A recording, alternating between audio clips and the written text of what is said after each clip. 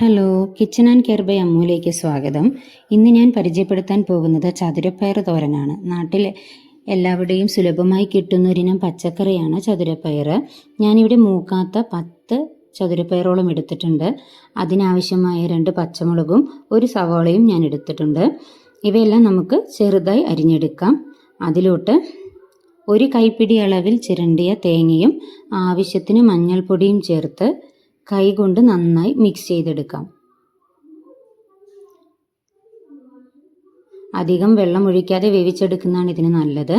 നമുക്ക് ആദ്യം stove on ചെയ്ത് ചീഞ്ചട്ടി വെച്ചതിന് ശേഷം 2 ടേബിൾ സ്പൂൺ വെളിച്ചെണ്ണ ഒഴിച്ചു കൊടുക്കാം. ചൂടായി വരുമ്പോൾ ഈ ചേരുവകളെല്ലാം അതിലോട്ട് ചേർത്ത് കൊടുക്കാം. എന്നിട്ട് ആവശ്യത്തിനുള്ള ഉപ്പും വെള്ളവും ചേർത്ത് അടച്ച് വെച്ച് നമുക്കിത് വേവിച്ചെടുക്കാം. ഇടയ്ക്കിടയ്ക്ക് തുറന്ന് അടി പിടിക്കാതെ ശ്രദ്ധിക്കണം. നന്നായി വെന്ത് വെള്ളം വറ്റിയാൽ നമ്മുടെ ചതുരപ്പയർ തോരൻ റെഡിയാണ്. എല്ലാവരും ഉണ്ടാക്കി നോക്കുക. ഉണ്ടാക്കി നോക്കി ഇതിൻ്റെ അഭിപ്രായം പറയുക. ഇഷ്ടമായ സബ്സ്ക്രൈബ് ചെയ്യുക, ഷെയർ ചെയ്യുക. Thank you for watching.